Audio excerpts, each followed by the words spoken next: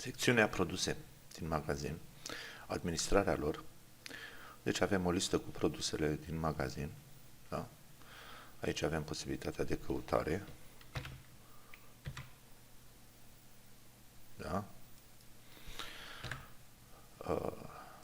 Putem să le afișăm pe toate, câte 10, mă rog. Da? Și aici este paginația. Să explic un pic coloanele. ID-ul, imagine, codul de produs, denumirea lui sau titlul produsului, prețul, produse recomandate.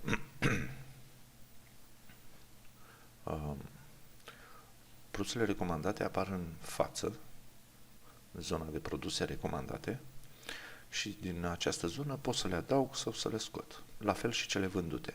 Aceste două secțiuni le avem aici. Da? Și mai avem promoții temporare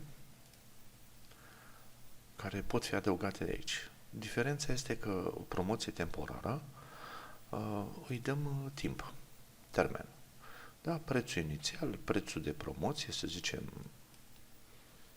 69, promoția din momentul acesta, să zicem, deci suntem pe 6 februarie, da? Până la, să zicem, 28, da? Și dăm salvează. A apărut aici, uite. Da?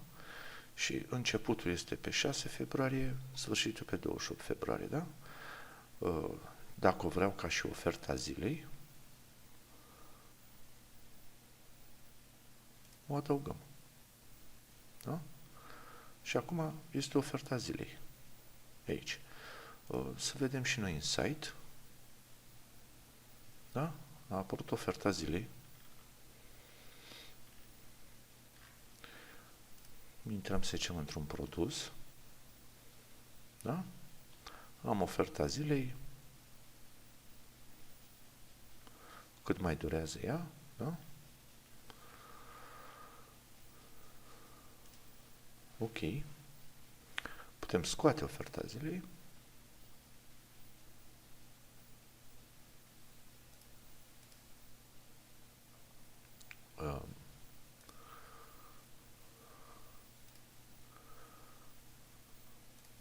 Recomandate. Putem scoate recomandate, cele mai vândute. Putem scoate cele mai vândute. Așa. Produse.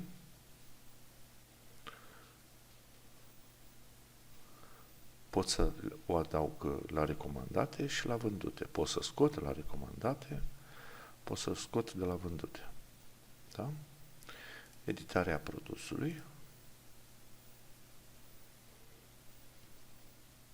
Denumire produs, descriere, este introdus la laptopuri, da? Și pot să mai adaug, spre exemplu, da? Să fie și în alte. Aici este promoția care am introdus-o mai devreme, dacă vreau producător sau unitate de măsură, să adaug, da? Aici avem categoriile de produse, da? Două subcategorii, două. Putem edita, da? Adaugă subcategorie, da?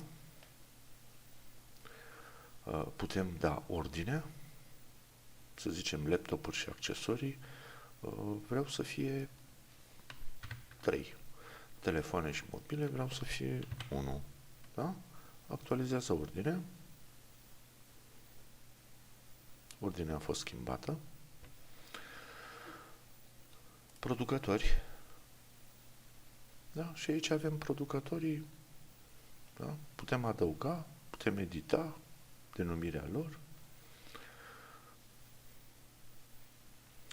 Cam aceasta este secțiunea de produse, în care avem și comentarii. E vorba de comentariile la produs, unde se poate și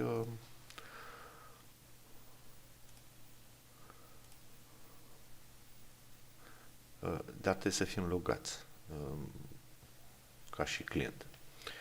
Unde se poate adăuga review și deci comentariu și se poate și vota. Da? Aici avem zona, comentarii aprobate, da? Și comentarii neaprobate nu avem niciun comentariu care trebuiască să-l aprobăm. Cam așa, pe scurt, aceasta ar fi zona de administrare a produselor, în care, practic, putem face aproape orice.